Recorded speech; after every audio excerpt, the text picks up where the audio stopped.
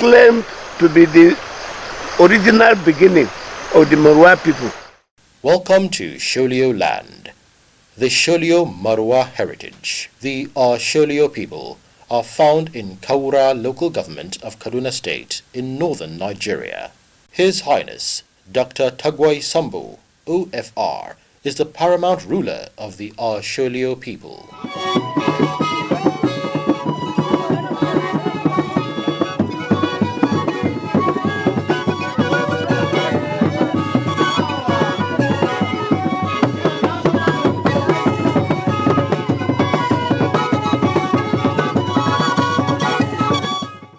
To the people, their land is called Sholio. They speak Sholio, while the people are called Sholio.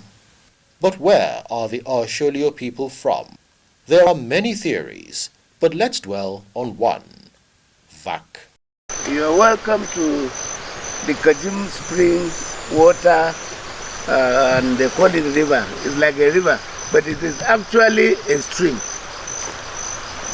At this very point, it is just about 100 meters from the actual spring where the water is oozing out from. Some people have told us that in history there was a volcanic eruption that led to the puncturing of the soil, and you can see stones at the base of the water. You can see fishes openly.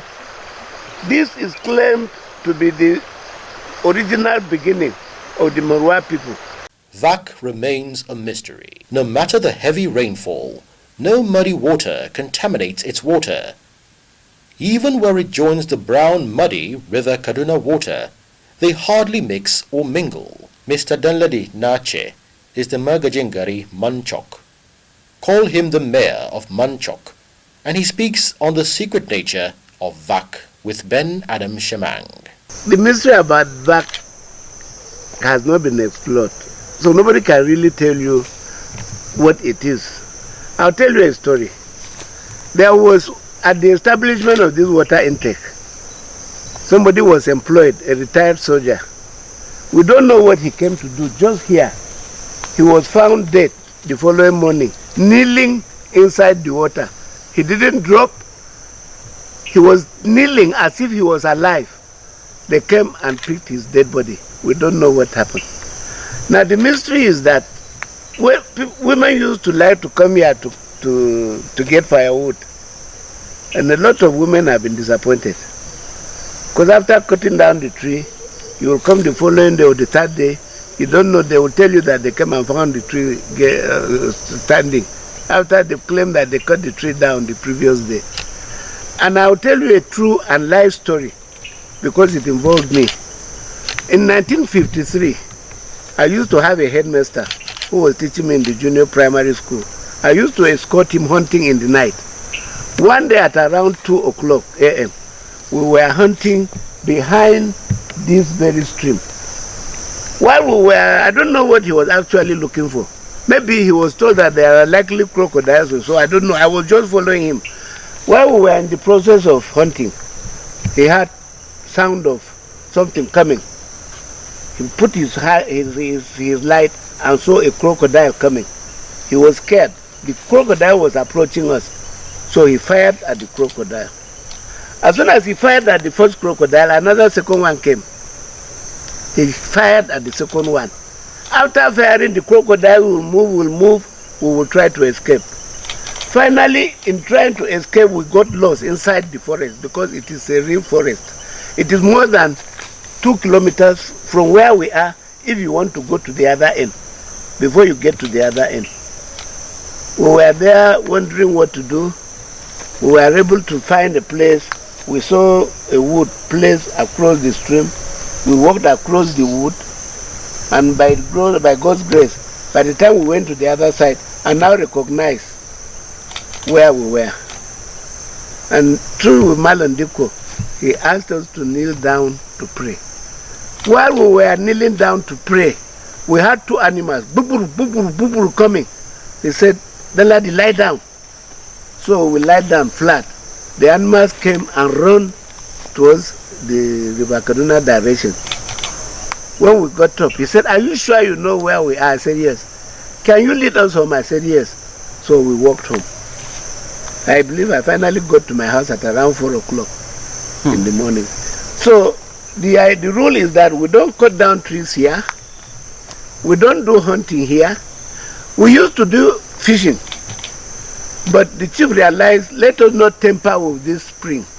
Let us keep it pure and holy. So we stopped fishing. There are fishes. I'll tell you a secret.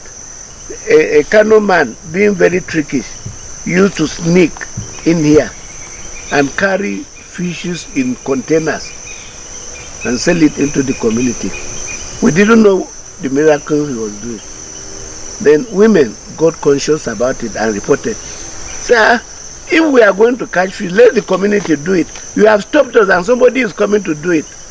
The following year, that man was stopped. So there is no fishing. We keep this place traditionally as holy as we can. We don't tamper with it. And let me tell you one story about the spring. In the rainy season like now, the level of the water can be about 2-3 feet lower. The water runs out because any water, dirty water coming in, the spring does not want to retain it. So it will flush the water out. But if you come here in January, February, where the water is knee size, it will cover your height. And that is why the water intake is powerful. You would be afraid that the water will run down. But in the dry season, when the water is supposed to be small, this is when the spring is full. This is the actual water intake point to the water project, where they are filtering the water before pumping to the various communities. And like I said earlier, this spring joins River Kaduna. If we should go there now, you will walk a distance of over 500 meters. The River Kajim is running side by side with River Kaduna. River Kaduna is a bit dirty. Kajim water is clean. You can see sand, everything. And they escape side by side for about more than 50 meters. It was at a bend that the water started mixing. So that is the Kajim, one thing we have in Moroa land that is secret to us. Somebody from Waterboard was telling me that this is the cleanest water in the whole of West Africa. If you take it, you analyze it, you see what is there, you don't need to add any chemicals because it is so pure. We don't joke with it, we keep it neat and clean. The Agwam Sholio, or chief of Moroa, has been a teacher, a politician who worked with the great sage Sir Ahmadu Bello. He loves his people and takes God seriously.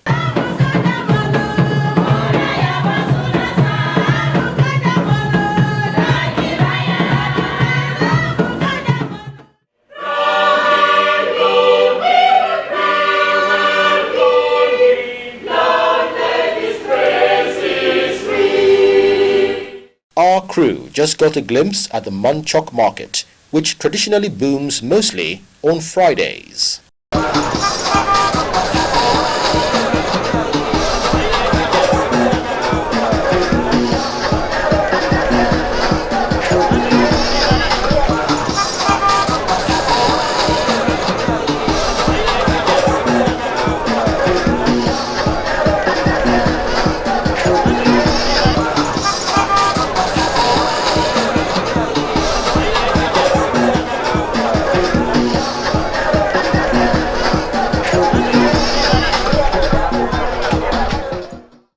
How is the economy there in Sholio Land? The then National Agricultural Land Development Agency carried out research and found the place suitable for wheat farming at industrial level. The Central Bank, the Kaduna State Government and a French company, Vicampro, also plan to go into large-scale farming, and of course, the Yomi French fries will be available in large scale in Nigeria and even for export. And do you know Sholio Land is suitable for rubber production? A rubber institute is being approved there in Manchok. The Tora King Moroa, Mr. Ishaya Tabat, took our producer Ben Adam Shemang to the rubber plantation owned by His Highness Dr. Tagwai Sambo. Our chief does not only encourage youth to go into agriculture. He's a commercial farmer.